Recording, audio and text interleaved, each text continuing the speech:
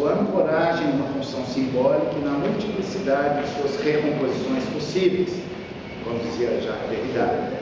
Por isso haverá sempre, de uma forma ou de outra, algum tipo de núcleo familiar que fará a passagem da criança do mundo biológico, instintual, para o mundo social. Nesse sentido, ela é o nível básico, fundante e estruturante do sujeito. Isso amplia nossa visão, ajuda a acabar com preconceitos e tornará mais efetiva a aplicação do princípio da pluralidade das famílias. Então, por que é que incomoda tanto, né, as outras pessoas, essas formas diferentes de famílias? Famílias homoafetivas, por exemplo, o que isso afeta o meu direito se o meu vizinho é casado com um homem, se a minha vizinha é casada com uma mulher? Por que isso incomoda tanto? É uma pergunta que temos que fazer. Isso tem a ver com o direito de família, por isso que o direito não avança, porque o que tem? Né? Alguém que está em paz com a própria sexualidade não condena essas novas famílias. Por que isso? Né?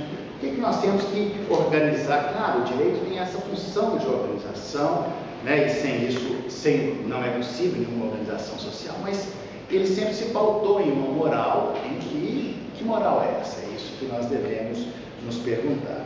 Né? E, portanto, trazer essa compreensão, né, de um conceito de família um pouco mais aprofundado, que possa transcender, que possa ir além do tempo e do espaço, essa é a nossa função. Senão nós vamos ficar no raso, né, como se diz no Brasil, na raseira, e aí com um discurso moralista e excludente. Né? O nosso compromisso com a ética do bem, o nosso compromisso com aquilo que é justo, não cabe isso, não cabe essa exclusão, não cabe esse moralismo, não cabe essa moral excludente. Por que é que algumas pessoas excluem, né? Tem medo?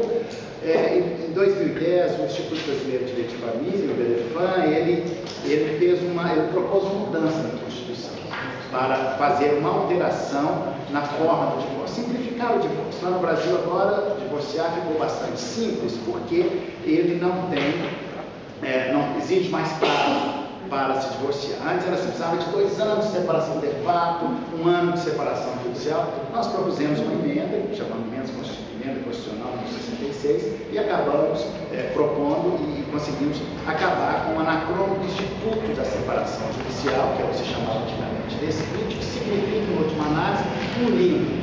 Eu não sou casado, mas não sou divorciado. Eu sou no meio do caminho. Tem que passar por um purgatório, e isso, né?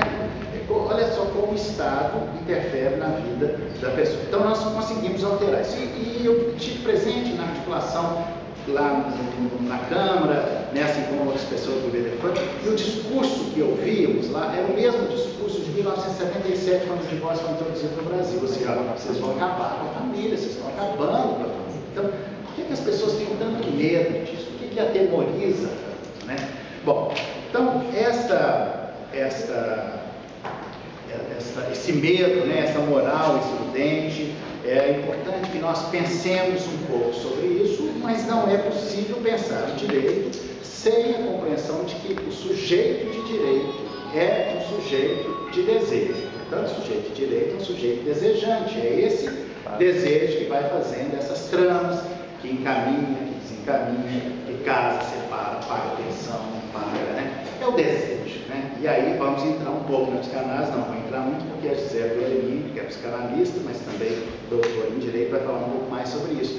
Porque eu não consigo pensar o direito sem a contaminação desse raciocínio do sujeito do inconsciente, né? E ele vai fazendo essas tramas todas do direito de família. Nem sempre temos consciência disso, né? Mas, portanto, também para entender essa principiologia, nós precisamos fazer uma distinção entre ética e moral. É uma questão filosófica dificílima, mas é fundamental.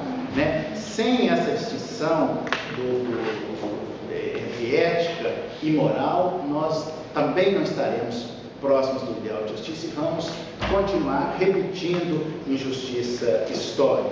Né? E por trás dessa moral pré-concebida, né, nos julgamentos, né, tanto pode-se encontrar paradigmas extremamente justos como injustos, até porque a moral nem sempre é do bem, existe também a moral do mal. nós temos aí vários exemplos, né?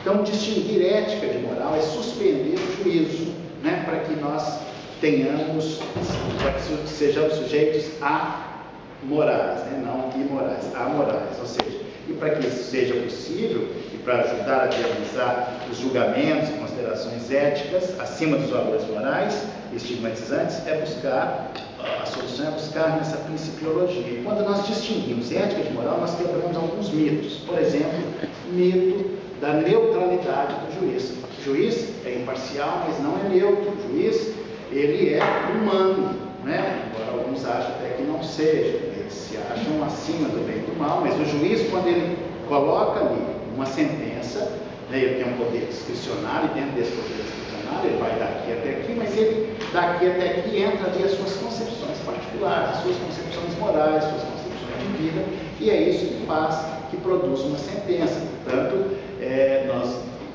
devemos perder a ilusão de que juízes são neutros, porque não são, eles têm uma concepção particular de cada caso, né? Isso não tem nada de mais nem de menos, sempre foi assim, sempre será. Apenas devemos deixar de ser ingênuos e trazer essa compreensão dessa subjetividade, né, do sujeito do desejo ali, que pratica, que faz tudo isso, né? Mas, então, eu vou elencar aqui rapidamente os 10 princípios fundamentais. O primeiro deles, que é o princípio da dignidade humana, que é um macro princípio, né? É o vértice do Estado Democrático de Direito, e ele abre a nossa Constituição falando disso, né? É ele que dá essa sustentação aos ordenamentos jurídicos todos, mas particularmente do Brasil, está escrito, né? Porque os princípios eles podem ser expressos ou não expressos. Princípio expresso é o princípio da dignidade humana, é um princípio expresso.